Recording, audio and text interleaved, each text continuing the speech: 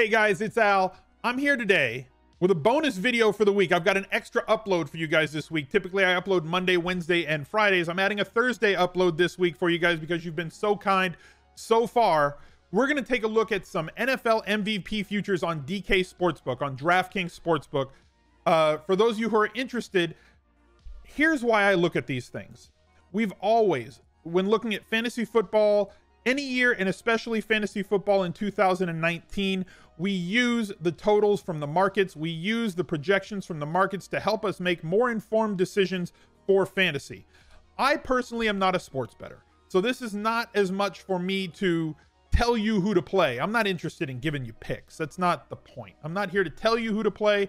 I'm more here to try and help you make more informed decisions. We can take a look at these odds for MVP. We can take a look at some of the stats that I've dug up and look back over the last 10 to 13 years, 10, 12, 13 years at what has bred into making a league MVP, what the award winners have in common, and what we can project using the odds in DK Sportsbook to maybe find some of the better values on the board. And I bet you they correlate very well to where players are drafted in their ADP right now, and maybe it can help you make some more informed decisions in your drafts. Or if you are somebody who bets sports, it can maybe help you find some values on the board as well if you're in a state that does allow sports betting through DK Sportsbook. So if you are here once again, thank you for returning. If you're a new viewer to the channel, please hit that subscribe button and ring that notifications bell so that you can get a little bit of a ping, something in your inbox, on your iPhone, your Android, something to let you know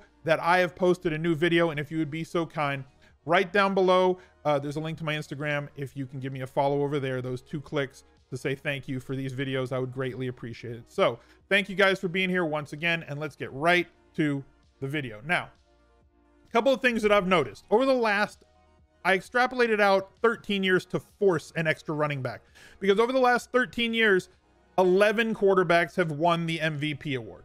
11. It's a lot. The only 2 running backs who have won it over that time span were Adrian Peterson in 2012 when he rushed for 2,000 yards for the Minnesota Vikings, and him getting the MVP that year. That team, the Vikings, had the lowest win total of any of the MVP's teams over that 13-year stretch. LaDainian Tomlinson, I included him because from 2006 because he had a ridiculous season, a record-breaking season, the best fantasy season in the history of NFL fantasy since until Patrick Mahomes broke that record for most fantasy points in a season in 2018. He had like 2,500 yards from scrimmage, 31 total touchdowns, 27 of them on the ground. The Chargers had 14 wins. Now, looking at all those guys that have won, so we can start getting into the sports book here and taking a look at some of the things that we want to, or that I would like to use to try and help you guys make a more informed decision. The lowest number of wins for any of the quarterbacks who have won the last 11 MVPs was 11. And that was Matt Ryan in 2016. But in that year, Matt Ryan had 4,944 yards and 38 touchdowns. Now that lines up very well when you look at the averages of what every quarterback has had over that time. The average amount of wins for an NFL MVP at quarterback for the last 11 winners was a little bit over 13.1 wins. So as you can see, I've got the over-unders for teams here, and we're going to look at which teams have the highest team totals because I think that that's the first thing we need to do in order to break things down. Yes, can a team come out of the blue and win a bunch of games, like a team with like a 7 or an 8 expected win total? Can that team have everything break their way and win 12 to 14 games? Definitely, it happens from time to time in the NFL, but right now we're going to go check this out and see about those things. There are 2 other things that we're going to look at: the average passing yards and the average average touchdowns thrown by a quarterback. That number is 4,560 yards on average. Yes, there are a couple guys that have thrown for 5,000. Peyton Manning in 2013 threw for 5,400, kind of pulling the average up a little bit. Patrick Mahomes last year threw for almost 5,100. So there's some outliers in there.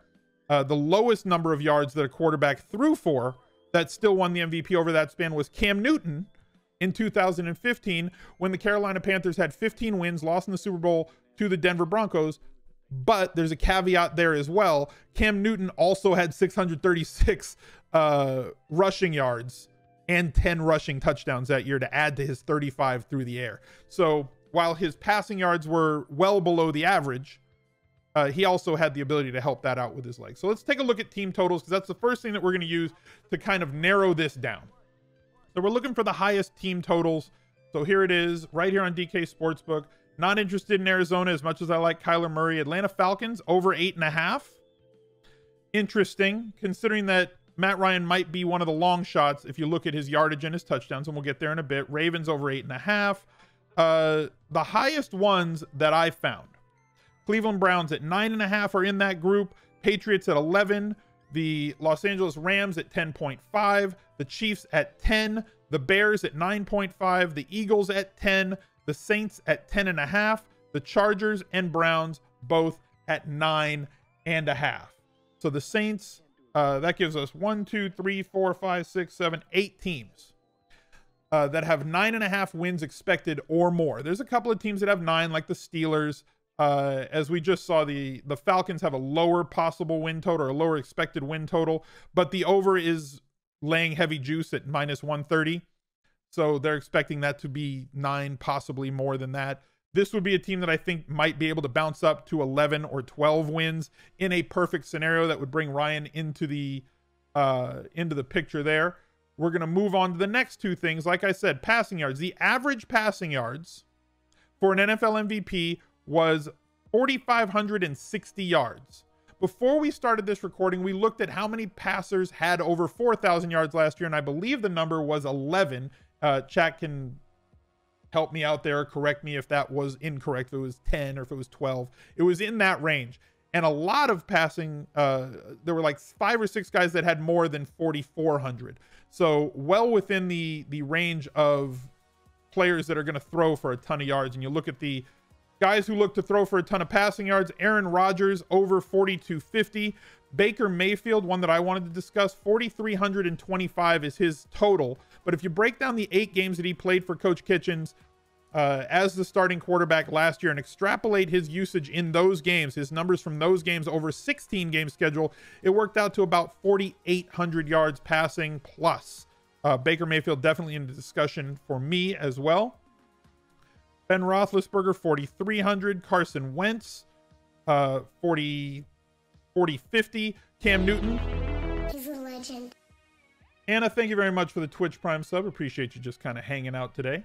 3,700 for Cam Newton, but also don't disregard his ability to run the ball on the ground. But their team total for wins is somewhere around 7.5. So he's, for me, out of this discussion for right now. Carson Wentz, 4,050. Derek Carr, 4,050. People realize or don't realize that Derek Carr had over 4,000 yards passing last year, and he is a much maligned quarterback. Eli Manning had like 4,300 yards last year. Not great for fantasy, but they do pile up yards. They have weapons that are going to get yards, but they're just not going to be very efficient and get touchdowns. We'll see how much Antonio Brown and the rest of the offensive weapons, Terrell Williams, and the rookie that they drafted there help him, Josh Jacobs, help him to maybe surpass that if he can get over that 4,100 mark this year. Drew Brees at 4,200. Threw for less than 4,000 the last 2 years. Don't really know why we're expecting that much from Drew Brees this year. Maybe they throw it more. Possibly they don't. You expect them to win a bunch of games. Their team total is 10.5. And if they're going to be playing with positive game scripts, if they're going to be playing from ahead with the offensive line that they have in New Orleans, I can't really see them having to throw. If teams can keep up with them and force them, then great. But personally, Brees has been well under that mark for 2 years. If he gets over 4,200, he's definitely in the MVP discussion, though, because his touchdowns should be over 30 for another year. Jameis Winston, 4,300, threw for almost, or the Bucs threw for over 5,000 yards in total last year. If Jameis is a starter for 16 weeks, he should surpass that, but there are doubts if he can or not. Jared Goff, 4,150, and Jared Goff on the Rams, who have the second highest or tied for the second highest team total at 10.5. Garoppolo at 4,000. Kirk Cousins at 4,100. Matt Ryan, 4,575 yards total for an over-under. And only -110 on the over, equal at -110 on the under. If they can pull off some wins this year, Matt Ryan may be in the discussion for MVP. Patrick Mahomes, 4650. Probably expect that to happen. The yardage is very sticky from year to year. I expect regression on his touchdowns as he threw a touchdown at an impossible rate. Touchdowns per attempts was impossible to repeat from last year. Do I think that he's going to fall off and have 20 touchdowns? Hell no. But Patrick Mahomes throwing 50 touchdowns again. No quarterback that has thrown 50 touchdowns in a year has ever thrown 50 touchdowns the next year. So if he throws 35 to 40 touchdowns, it would still be a fantastic year with somewhere around 4,000 yards or 5,000 yards, which is something that I expect to happen. I don't expect him to approach 50, but stranger things have happened.